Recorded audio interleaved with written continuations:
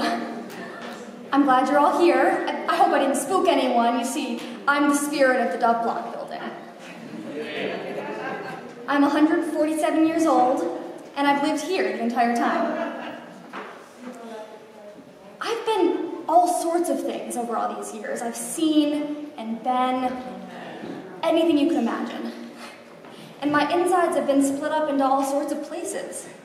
I've felt pinched and cramped and neglected, sometimes just used and not appreciated. You know how it is. But in 2006, all that changed when I was rescued by these three wonderful women who saw my beauty. Thank you, Elizabeth, Jeanette, and Claudia. You see, us buildings are containers for stories. We're the stages in which lives play out. We hold the space for your experiences to unfold. And when you're gone, we're still here. We still remember you because your lives also shape us. With that in mind, I'd like to share with you tonight a glimpse of one of those lives that touched me. That of Arthur Dove, in his own words, through the letters he exchanged with his dear friend and art dealer, Alfred Stieglitz.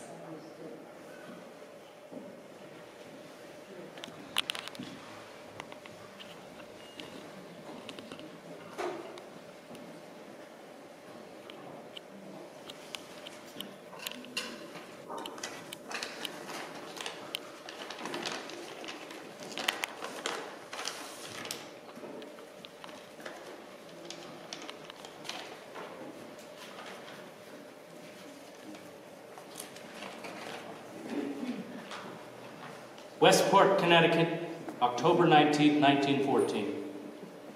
My dear Stieglitz, I have been trying to answer your question ever since your letter came, but found it rather difficult to express satisfactorily my ideas. Your request that as little reference be made to yourself as possible makes it doubly difficult. One might almost say that Stieglitz is 291. The question is, what is 291? Of course it is the gallery. But that leaves one in the same position as explaining as the modern painter is in explaining his painting. The modern painting does not represent any definite object, neither does 291 represent any definite movement in one direction, such as socialism, suffrage, etc. Perhaps it is these movements, having but one direction, that can make life at present so stuffy and full of discontent. There could be no 291ism. 291 takes a step further and stands for orderly movement in all directions. In other words, it is what the observer sees in it, an idea to the nth power. One means used at 291 has been a process of elimination of the non-essential. This happens to be one of the most important principles in modern art. Therefore, 291 is interested in modern art. It was not created to promote modern art, photography, nor modern literature. That would be business, and 291 is not a shop. It is not an organization that one may join.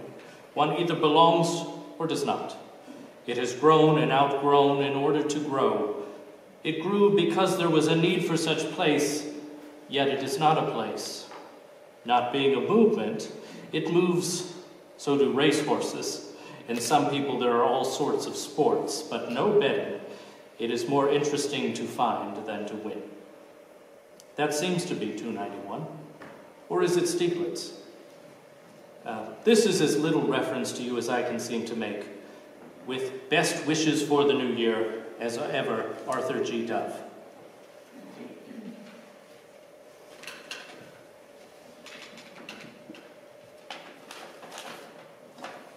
Lake George, 15 August, 1918. Dear Dove, you've been in my mind a great deal more than usual since the meeting in the studio. And that is saying much, for you are ever in my mind. Since I saw you, I have been living as I never lived before. I have gone through a great deal, some very painful hours, but all intensely real. O'Keeffe is a constant source of wonder to me, like nature itself, and all fine humans.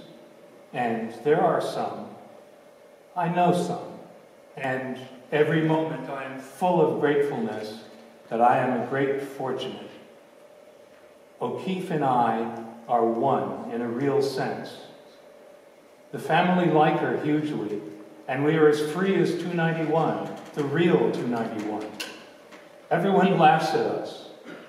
We came up 2 weeks ago. She painted some, I photographed some more. Someday I'll show you. We have no plans.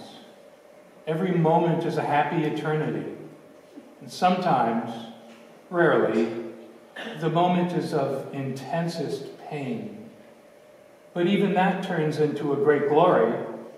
We are both either intensely sane or mad children. It makes no difference. I wonder how you are faring. Do you ever get a chance to paint? You don't know what the cow meant to O'Keefe and me. It outlived virtually everything else we had about us. We often talk of it. Both of us want you to know you are with us here. Stieglitz.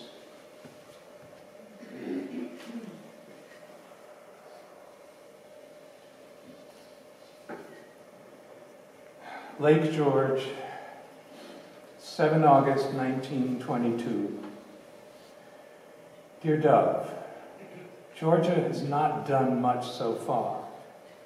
As for myself, I have been very busy using up the material, but as far as results are concerned, I really don't know. Everything strikes me these days as not particularly good. I smashed my larger camera the other night, my own stupidity the cause. I miss it because I was making a series of impossible experiments, nothing to do with art, just technical photography. I'm trying the same thing with a smaller camera now. So far, I have been successful. That is, I'm proving to myself that even I can't always achieve the impossible. I was trying to hypnotize some apples in the rain and on the tree into keeping still for 50 seconds. The apples seemed very human-like. They would move in spite of that intense gaze of mine. Intensity keyed up to 999 degrees of will. The sun was peeping in and out of slowly moving cloudlets, flirting with my particular apples, and that's why 1 degree turned achievement into total failure. And so it goes these days with nearly everything. That 1 degree and the sun flirting behind tiny cloudlets. I've been reading Clive Bell's Since Cézanne, short essays published in magazines during the last few years. I had seen them, but in book form, they make amusing reading, easy reading, and he says some very good things. It's not a heavyweight affair, but worthwhile nevertheless. The artists Blumner, Thomas Hart Benton, and Thomas Craven have sent in their bits on photography. For our magazine, MSS, it's going to be a real amusing affair. Did I write you that Gertrude Stein had sent in? Really, a very fine thing. Very simple and gentle. Georgia joins me in sending very hearty greetings to both of you. Your old Stieglitz. I hope both of you are more productive than we.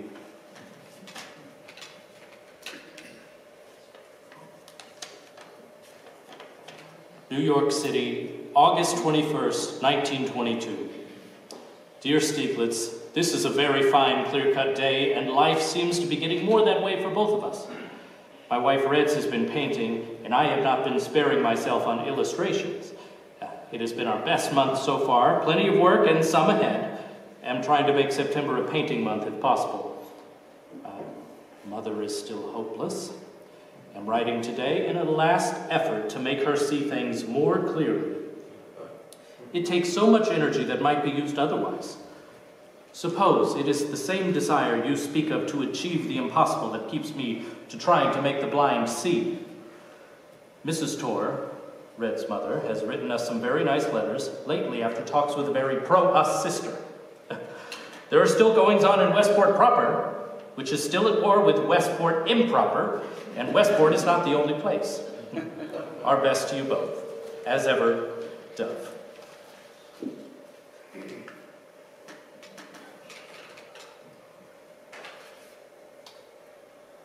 Lake George, 30 August 1922. Dear Dove, your letter certainly sounded full of life. I often think of your work, and it always gives me pleasure thinking of it. You know, there are but very few artists in this country whose work means anything to me. It is all too stillborn and art. Yours and Marin's and George's is never that. As for your mother and her feelings about you, don't forget it is impossible for her to change, just as impossible as it is for you to change. She has moments of seeing hazily and moments in which she actually wants to see, but the eternal conflict, and few work out of it. If they do, it is one of the miracles. Georgia is pastelling just at present. She's certainly more at home in that medium. That is most free to put down just what she wants to.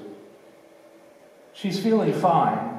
I did a new portrait of her a day or so ago, the first this summer. It promises to be an edition. I never know quite until the print has been made. That because of the treachery of the papers nowadays. Formerly, before war times, I had some inkling at least where I was in that respect. I am also experimenting with small prints, doing all kinds of foolish bits. Pictorial many, merely pictorial. But experiments, exercises, always learning, and always with a grin. Rarely swear anymore at failures due to causes outside of myself. Still, I did swear the other day. I lost a wonderful sky picture, and because of my own laxity, had a whole day of mishaps. Bad emulsions, leaking darkroom, gritty water, electric light turned off without warning, and other trifles like that.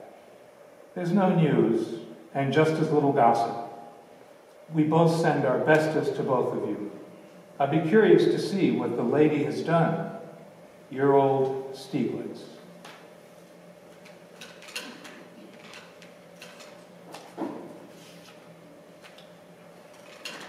Lake George, 15 September 1922. Dear Dove, Georgia is eagerly awaiting the advent of autumn color. Yesterday she painted a fine apple, really good. My photography is not progressing very fast these days, but I don't mind. There is much to weigh mentally. That will eventually show in the work and other ways. A few more contributions for MSS have come in, and Sherwood Anderson writes he is busy on his little piece. Georgia has had a terrible time with hers, is still to polish it. Marin, too, is struggling. Have you heard that James Rosenberg and Florence Crane's father are to open an art gallery on Madison Avenue? Opening soon to further art, international, and help the artist. Soul savers. Ye gods. Friday night, 21 September 1922. I ran across this. Had imagined it finished and mailed. That will give you an idea of the state up here. A full house. Bad weather until yesterday. Georgia not quite well. Colds abounding. I, very active, furnishing, printing, photographing, all with excessive energy. I seem always about informed towards the end of the season. Whether I've done much of value, I don't know. But I feel I have learned much, and perhaps I have an unusual print or more. Georgia has painted small canvases, some very good, not many paintings. Autumn colors are just about commencing. In a week, the family leaves. I suppose you have seen Vanity Fair, Rosenfeld on Georgia. Wonder what you think about it. Someday soon I'd like to see you in those pages. Faute de mieux. Georgia joins me in greetings to you and the lady, your old friend, S.T. New York, October 7, 1923. Dear Stieglitz, one morning about 4 o'clock, it occurred to me that it would be interesting to write down all the experiments in painting that I have made and publish them in a book form illustrated with the specific paintings. Concrete examples might be a more direct way of making people see. At 8 o'clock, I went into the office and they just bought a new typewriter, offering me this old one for $4. We have about decided to take the month to paint on Long Island rather than try to get south in our houseboat for winter. There might be trouble with the engine, as we have had it all summer and a long walk to New York between us and any means of paying for it. At any rate, we have something that moves if any necessity arises for using it. The O'Keeffe painting looks better than ever, especially in the boat here by the light of our lantern. Red's his painting again after a strenuous summer, and I hope to get at it in a few days. What do you think of my book idea? Perhaps it would be better for me to paint about some of these writings than to write more about the paintings? The evenings are longer now. We may find time. As ever, Dove.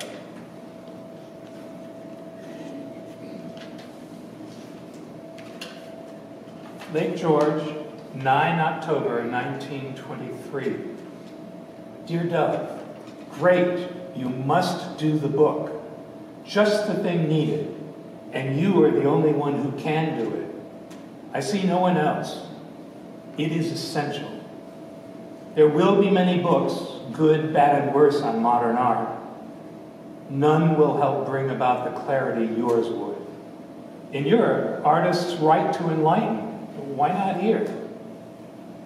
Hartley doesn't, Marin doesn't, not in the way you can. So get busy.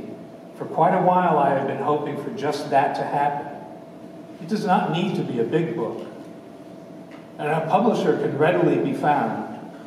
The typewriter is in your possession at no great sacrifice. You'll have evenings free, undisturbed, in sympathetic surroundings. So begin soon. Of course, I want you to paint more than to write, for myself, but for all concerned, including yourself and myself and everybody, the writing is now essential. Georgia and I are alone now. She is painting with pleasure, I fussing away at little prints. There are some to make you smile with satisfaction. I have really gone myself one better. From within, without choice, life compelling. I'd like to see what Reds is doing. Perhaps we'll see this year. There are no plans. The weather continues incredibly perfect. Georgia joins me in more than hearty greetings to both of you.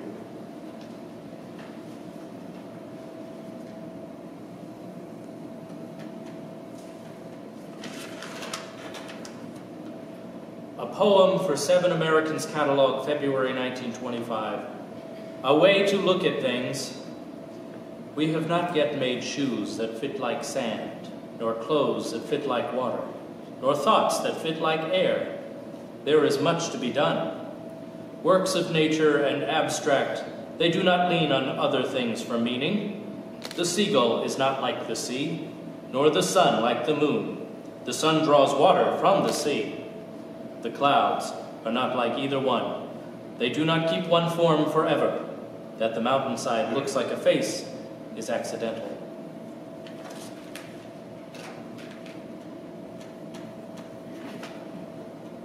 New York City, 5 February 1925. Dear Dove, a classic right off the bat, truly a wonder. We have literature now that will count. A solid front of 4 strong. Some photographs have been made, so the matter for the catalog is nearly ready for Kennerly. The show will be a wonder. May the stars be favorable. Our love to you and Reds, Stieglitz.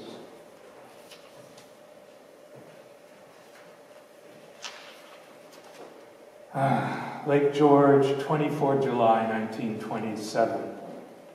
Dear Dove, we are both finally working and feeling better. If my eyes would behave themselves, I'd feel fitter than in some years. But I suppose without some torture to remind me that life is not and cannot be an unadulterated joy, I'd be apt to do many more foolish things than I do and have done. There is still not so much to show for 7 weeks. Still, what's done is good. New negatives are very slow in the coming, but the few are different, or rather developments of old motives. Paper continues tantalizing. Old paper, marked "Guarantee ceases July 1st, 1924, is golden compared to the fresh lots now made and supposed to be similar to the old. But Eastman stock is soaring, and isn't that the goal? So, what the hell? Long live the manufacturers of just as good goods, produced by the new crop of experts annually sent out by our schools of education. We have quite a very wonderful visitor. Unexpected. 6 days. I don't know whether you've ever heard of him. We never had known him before, except a casual meeting at my first photographic exhibition at the Anderson in 1921. He has just returned from Europe after a 4-year stay, is a painter now, passionately one, was a well-known scientist, is an author too, has been around the world 3 times, has shot lions, etc. in the jungle. Really an extraordinary person, mature, measured, has lived, and is without theory. A very sad person in a way. His name is C.K. Scott, also is husband of Evelyn Scott, authoress. His painting, only saw some watercolors, are like himself. Otherwise, we have had no guests. As ever, your old Stieglitz.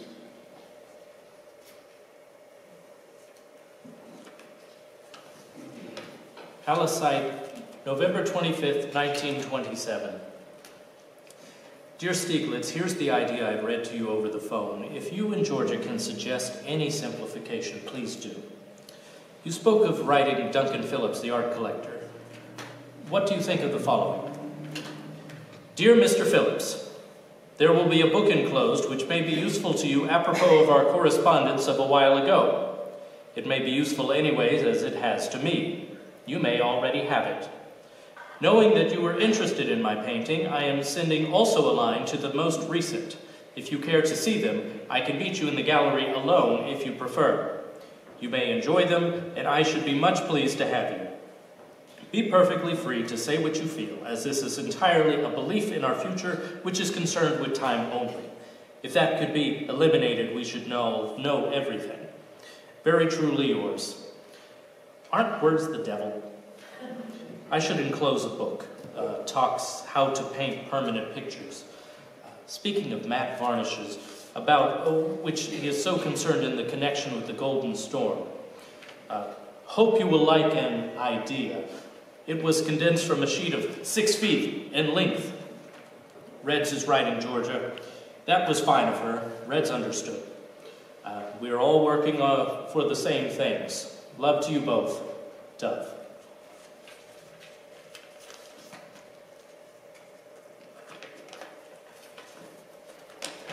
Halesite, November 25th, 1927, an idea. Why not make things look more like nature? Because I do not consider that important. It is my nature to make them that way. To me, it is perfectly natural that they exist in themselves as an object does in nature. The music things were done to speed the line up at a pace in which we live today. The line is a result of reducing dimension from the solid to the plane and then to the point. A moving point could follow a waterfall and dance. We have scientific proof that the eye sees everything best at one point. I should like to take the wind and water and sand as motif and work with them, but it has to be simplified in most cases into color and to force lines and to substances, just as music is done with sound. The choice of motif has been departed from, and in some of the paintings, to express sentimental humor and strained condition. The forced lines of a tree seem to be more important than its monumental bulk. When mariners say the wind has weight, a line seems to express this better than bulk. The colors in the painting Running River were chosen looking down into the stream, the red and the yellow from the wet stones and the green from the moss and the black and the white. The line was a moving point, reduced the moving volume to one dimension. From then on, it is expressed in terms of color as music as in terms of sound. And at that point, it becomes a line, and the line, it becomes a plane, and as the plane moves, it becomes a solid. And as the solid moves, it becomes life. And as life moves, it becomes the present. Arthur G. Duff.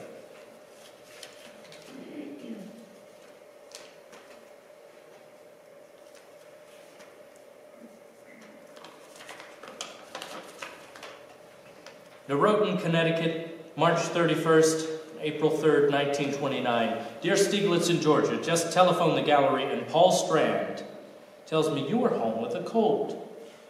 We were so worried about you the other day. Had Reds told we must not stay and let you talk any more than necessary. We do hope this is not one of those continued flu things. It stuck to me for some time after. Have one painting, pastel 20 by 20, which is not yet framed. Just done, in fact. Brilliant blue, brown, etc. The effect of room 303 on the paintings was quite amazing.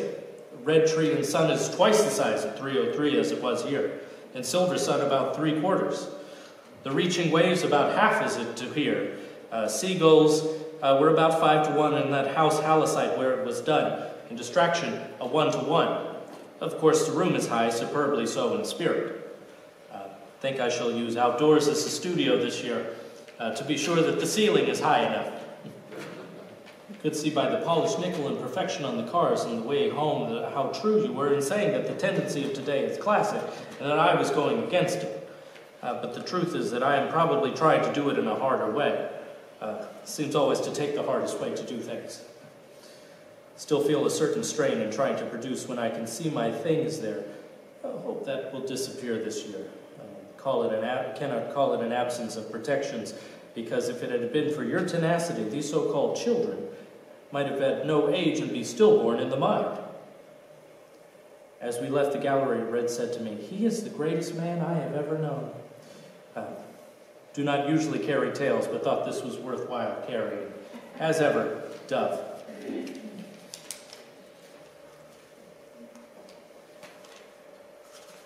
New York City, 4 April 1929. Dear Dove, I was back at the room again today, a bit washed out, but on the job. Had a rotten time of it for a few days, coughing my head off. Should have been in bed all last week, but when I'm not on the job, what then?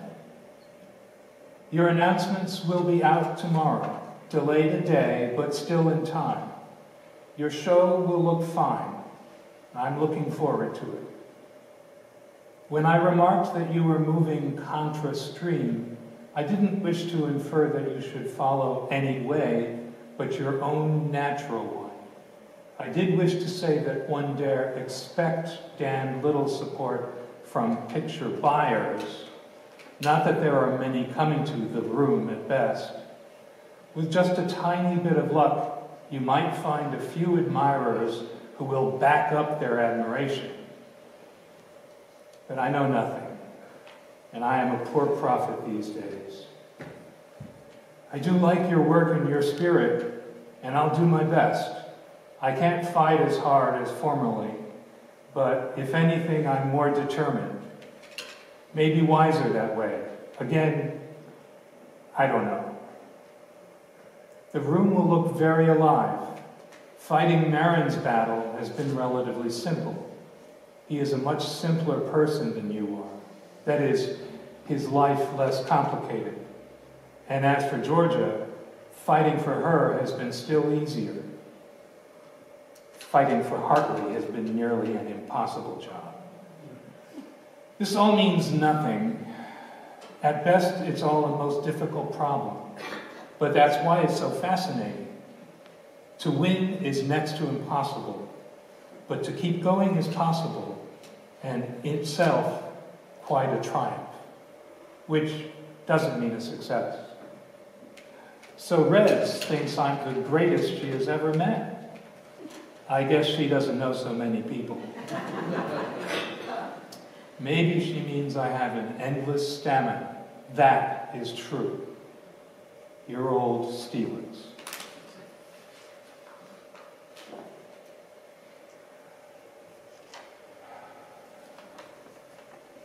Lake George, 9 September 1929. Dear Dove, it has been a very curious time for me, maybe the most trying in my whole experience. With Georgia away and no room, the future very, I don't know. I took to flying, flew to New York. If I were young enough, I'd certainly get a machine. I have also learned how to run a car. So did Georgia out in New Mexico. And there is a very fine Victrola here, and I have Brahms and Beethoven and Bach entertain me. It's all a new way for me, and Georgia is finally here. Looking grand, had an amazing time, but is happy to be with me again, and I happy to have her. Her paintings she sent to town, so I've seen nothing. She'll someday tell you and Reds about her trip. She certainly went a mad pace and needed to. She says she is amazed at the change in me, finds me so much younger and very different. I also walked the mountain. Doctors and everyone amazed at my activities. I photographed a bit, but material is really so rotten. To photograph is a torture, and I'm avoiding torture these days.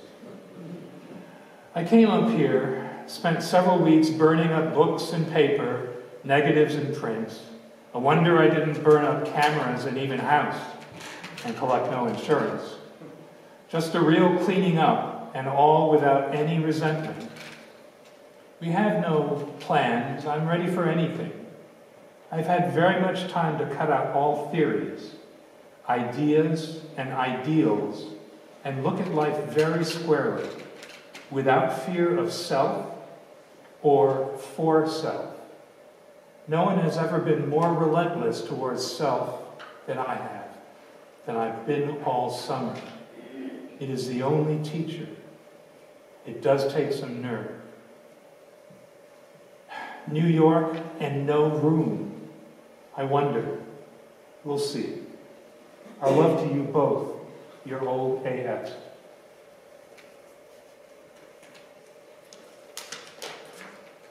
Halesite, September 10th, 1929. Dear Stieglitz, I hereby challenge you to a swim to Europe with a pair of water wings and a ham sandwich each, and am rather worried lest you take me up.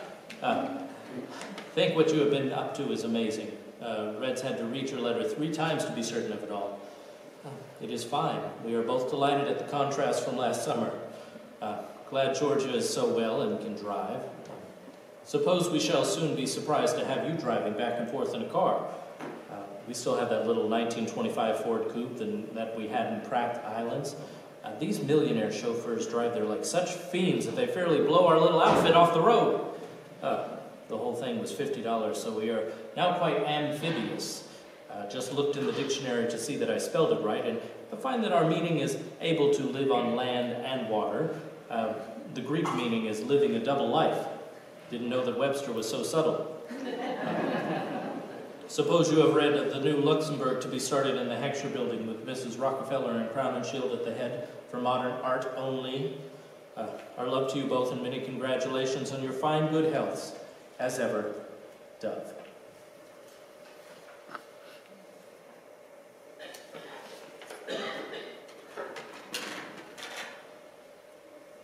Samuel Kuntz asked me to tell about my life, an autobiographical portrait in Modern American Painters, New York, 1930.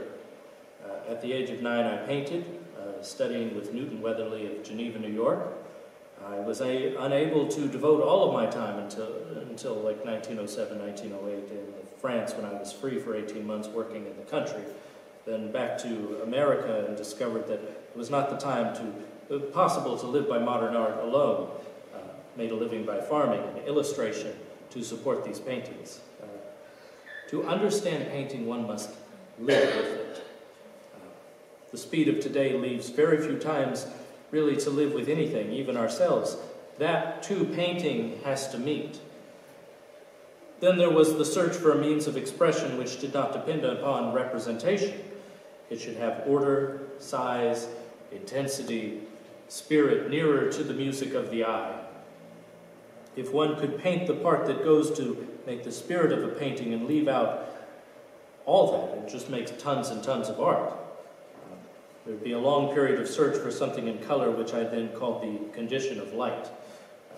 It applied to all objects in nature, flowers, trees, people, apples, cows. They all have their certain condition of light, which establishes them to the eye, to each other, and to understanding. To understand that clearly, go to nature or to the Museum of Natural History and see the butterflies. Each has its own orange, blue, black, white, yellow, brown, and green, all carefully chosen to fit the color and the character of life going on in that individual entity. After painting objects with those color motifs for some time, I began to feel that the same idea existing in form. They had evidently been known by the Greeks, as in going over the comic sections again with this in mind, I found that they were called the Menachemian triads. Menachemius was a Greek sculptor and invented these triads. The choice of form motifs, of course, took the paintings away from this representation in the ordinary sense. Then one day, I made a drawing of a hillside. The wind was blowing. I chose 3 forms from the plains. On the sides of the trees, all 3 colors, black and white. From these, I made a rhythmic painting which expressed the spirit of the whole thing. These colors were chosen to express the substances of those objects in the sky. There was the earth color, the green of the trees, the cyan blue of the sky. These colors were made into pastels, carefully weighted out and graded with black and white, into an instrument to be used into making that certain painting. There were 9 others, each with its own motif. I took them to Stieglitz. He made room for them at 291 in 1910. It was a place where anything could happen, a remarkable place. People, paintings, photographs, writings, all working in a laboratory. Stieglitz, and had it not been for the patient efforts of this one man, modern painting in America might still be in the Dark Ages. For years he fought for the very life of what we today in the magazine call camera work. Then came O'Keeffe with the burning watercolors. Later, the choice of the form motif was reduced from the plane to the line, and that happened one day when trying to draw the waterfall. That line was the only thing that had speed enough. The cow, 1911, is an example of the line motif freed still further. The line at first followed those edges of the plane and was drawn over the surface, and it was used to express actual sizes, which gave a sense of dimension. Later, it was used in and through objects and ideas as force lines, growth lines, and the accompanying color condition. Feeling that the first flash of an idea gives its most vivid sensation, I'm present in some of these paintings. Trying to put down the spirit of the idea as it comes out, to sense that pitch of an idea would be almost like a bell. It's the form of the idea that takes in the imagination rather than the form that exists outside. There's no rule nor method, but leaves the imagination free to work in all directions with all dimensions that may or may have been realized.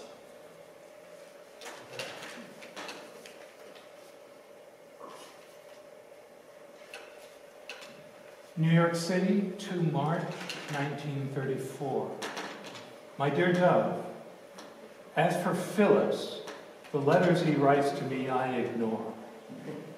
He becomes more and more impossible as far as I am concerned. Of course, I get no letters anymore from him regarding you, as he is dealing with you directly. I find Phillips absolutely irresponsible, full of ideas and good intentions, but somehow he is like virtually all rich people. They cannot see the poor man's problem nor his position. Everything he, the rich man, does is a blessing from God, he believes. That is, a blessing for the poor man. You see, I sent your watercolors to Washington after much correspondence. I knew the uselessness of it. I put half prices on everything, as low as $25. Remember, they were to deduct a commission for sales on that, but such prices were much too high.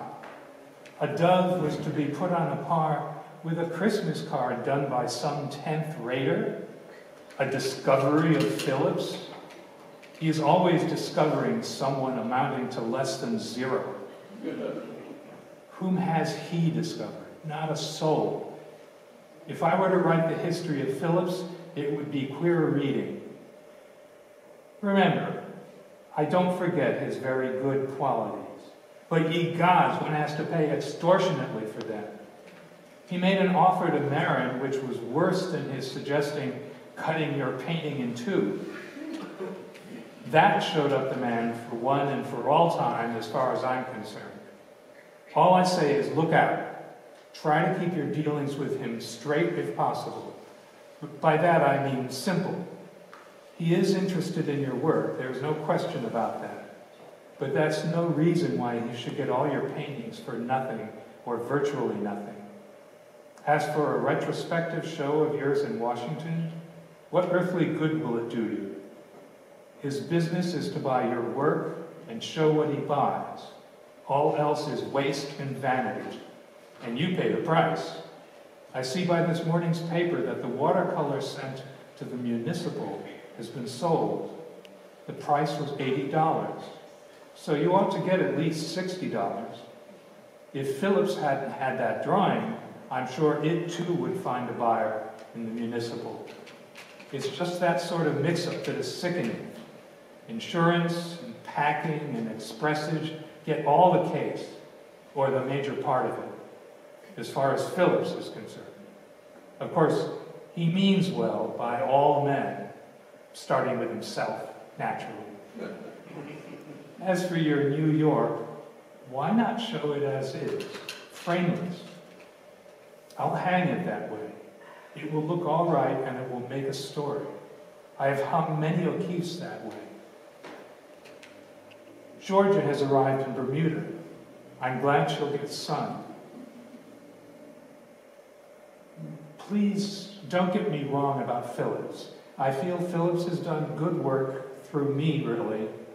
But when let loose, well, the work isn't quite as good. That's all. And we can't compete with wealth and women who control it and art in this country of ours. It's also plain to me, and the place is more wonderful than ever for those who really have eyes and are not social climbers. Ever your old Stieglitz.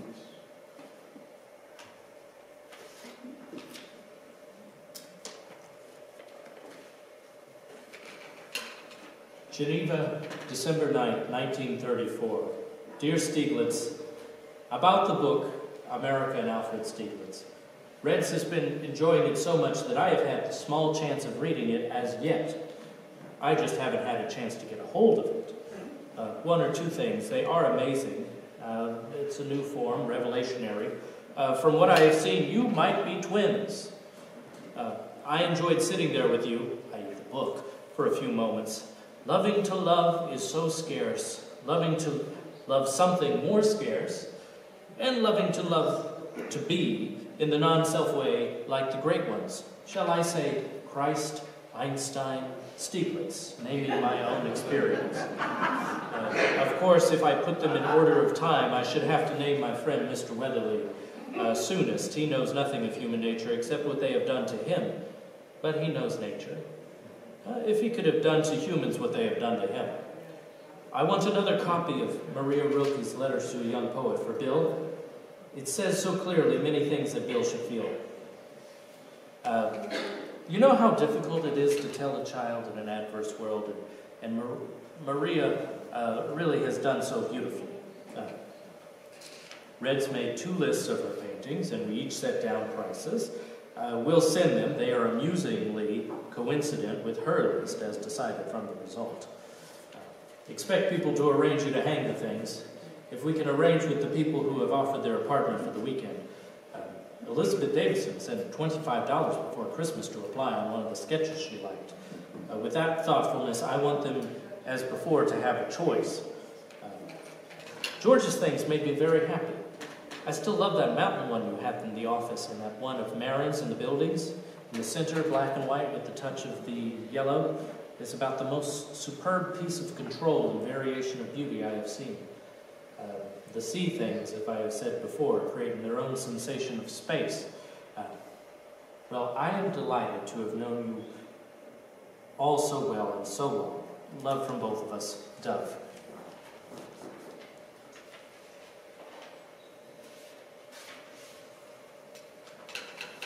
Oh, Geneva, October 1st, 1935. Dear Stieglitz, what a summer! I just haven't written any letters all summer. One gets rather chore-minded with so much business.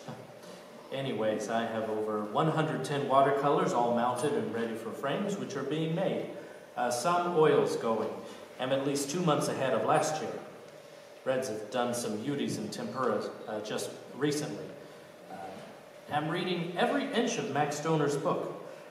Wish I had it years ago. Georgia says she reads it like the Bible. It was grand to see her. Hope she stops again on the way back. The garden is still growing strong. Have fed the neighborhood, and they in turn hands us pies, soups, pickles, and spaghetti with meatballs. Hope you are feeling fit. And myself better than in some years. Still run every morning for half a mile. Had to give up bathing in the pool yesterday as the frost brought down the leaves and left me nude, unless I wear one. Always, Dove.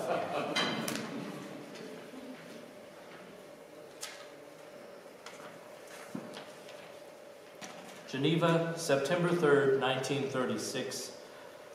Oh, dear Stieglitz, there has been so much lately that it's hard to get any leisure. Think I shall be able to talk to you as long as I want soon. We have a broadcasting station at the block now, and roller skating. This man Thomas is an electrical wonder, and all sorts of privileges.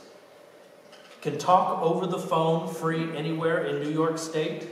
He is extending a phone to my brother's room down there, so when he does, I'll see if we can use it to keep in touch with you all. I've had much excitement here, especially Sundays. A week ago, Sunday, we had a real twister cyclone that broke off 3 trees, 3 feet in diameter, tipped over a building, filled the hospital. We lost 7 trees and part of the front porch here. I didn't go down into the cellar, as they say one should, but the old house shook, so I didn't see how it could keep up any longer. But last Sunday, I had a burglar. I went downstairs at 5:15 with a glass pitcher of water in my hand, heard someone coming in the woodshed and trying to force the door. I flung open and threatened to crash the pitcher over his head if he didn't go.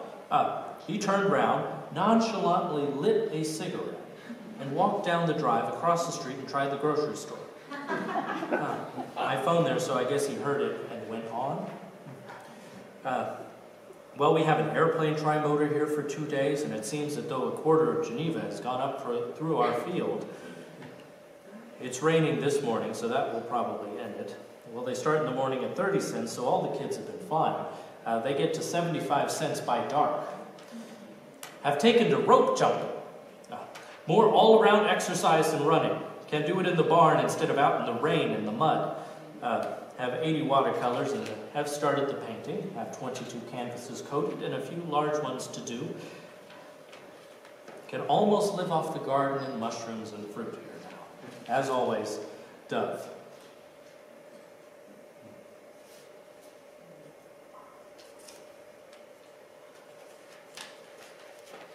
Dear Stieglitz, Geneva, May 5th, 1937. We are in the throes of moving again to the Dove Block. Have a studio 70 by 60 with ceilings about 15 feet high. It has just been a skating rink, and other tenants kicked, so I thought I would take the bull by the horns instead of the tail for a change and use it. The taxes are paid, not entirely by the Lord, however. The change will relieve about 3 hours' chores. However, it will be dry, which will be a help to Reds. We have been living in wet and cold for so many years. We do not realize anything as of yet, but if only can keep it balanced for another year, we may be able to get out. Have quite a lot of working watercolors done and perhaps a little more peace, or peace of mind to go on with it. We'll write as soon as I can, always with love from both of us. As ever, Dove.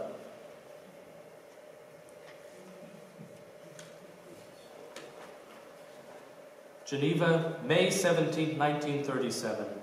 Dear Stieglitz, we are moved, but not quite settled. Walk about 10 miles before noon around this huge hall, and it is on the top floor, so plenty of ups and downs. It is dry and healthy. Reds is feeling better, or as soon as she can rest. Have shut ourselves in so that people have to telephone first, which is rather satisfactory. We overlook the lake from the rear and are on one of the city's main corners, and on the two other sides we have 19 windows 10 feet high, so we have light and heat and a fine roof on top, which we haven't had time to see as of yet. Have been repaired by the dentist. Red says it makes me look 10 years younger, maybe a second childhood.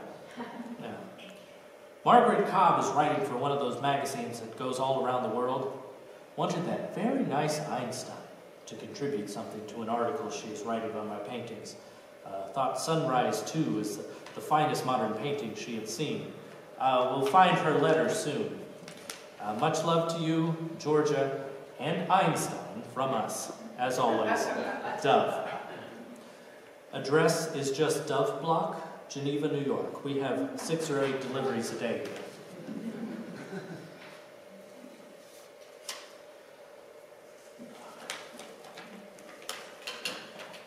Geneva, March 25th, 1938.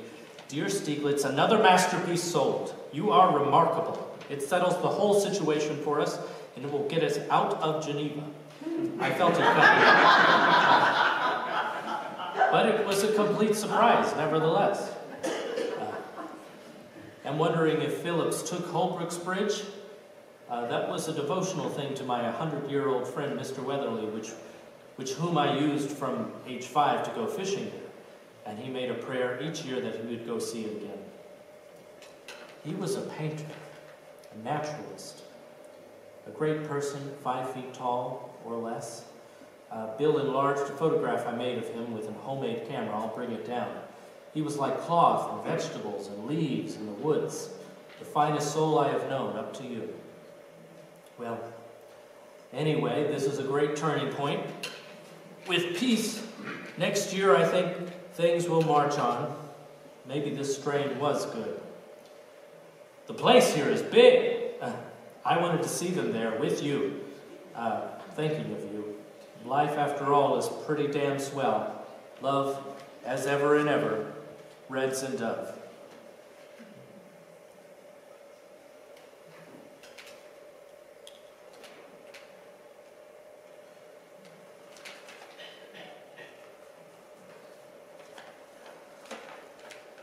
Centerpoint, February 1st, 1943, Monday morning. Dear Stieglitz, the paintings are all packed with wallboard around them, and between each two and crated with the single lathe and then roped with clothesline to hold the crates from pulling apart. There are 6 packages, 1 small, 6 in all. I will insure them. Could Andrew do the wallboard up in a bundle and the shingle lathe in another and ship them back collect? I can use them again. The ceiling on our bathroom, or bomb shelter, it has no tub, cost me, the wrapping, $9.30, and it was quite worth saving. Charged me for cutting, etc. I wish I could be there to unpack them, but the doctor says it would be too strenuous, and I'm not that anxious for publicity.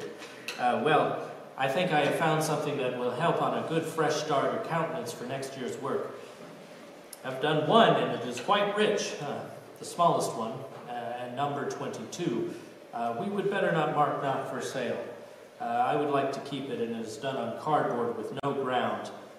Red's build and I like it, and so might as well keep it in the family. As always, Reds and Dove.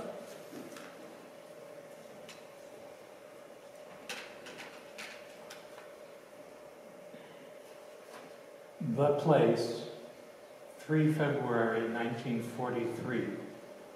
Dear Dove, I am looking forward to your new work. I know it is fine, too stupid of me to be so worthless, particularly in times like these. You can't paint your world, and ye gods, I can hardly write a letter. My love to you and Reds, your old Stieglitz. Sitterport, August 8th, 1945.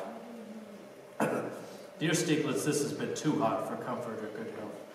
I am told that this is what has been my trouble. Down again a little, but have been working on some small ones. Jake, our doctor, is back all safe, and maybe that is why I haven't been so well. Seems to think I am safe as long as he is up the hill. Having saved my life a couple of times, I seem to think that is what he's for. George Ream wants to go farming, the whole family upset. Naturally, when anyone wants to keep their hands clean, says the farmer, knowing what he is up against. It's easy enough to make trouble. Can see where I'm the guy whose unwelcome advice is going to be in demand. Going modern at the same time would complete the job. The world is supposed to be better now anyhow. Have you noticed it? Lots of love from Reds and Dove.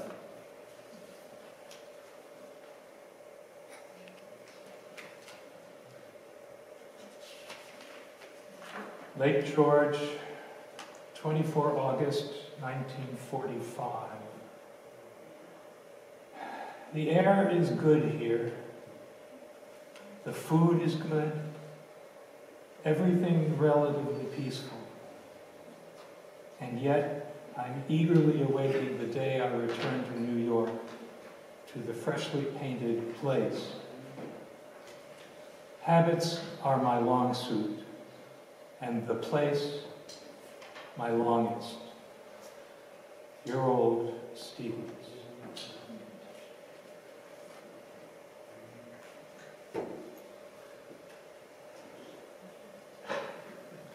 Wow, this is fantastic. What a beautiful space. These paintings, they're really amazing. They feel real. Now, I can't imagine what it must have been like to live here. You know, if these walls could only talk.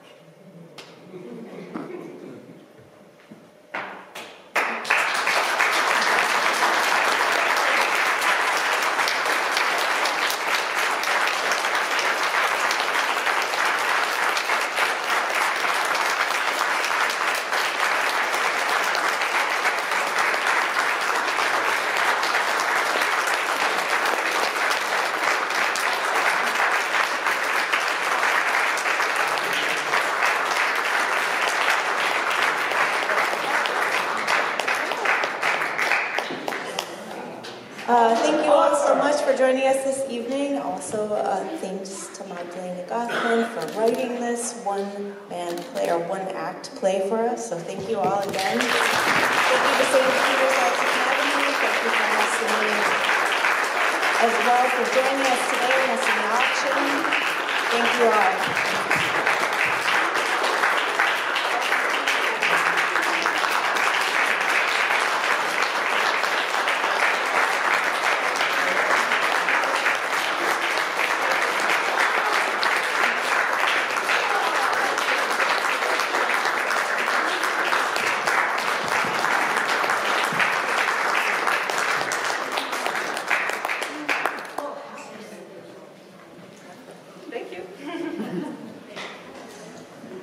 All right, thank you again, all of you, for joining us this evening. It was a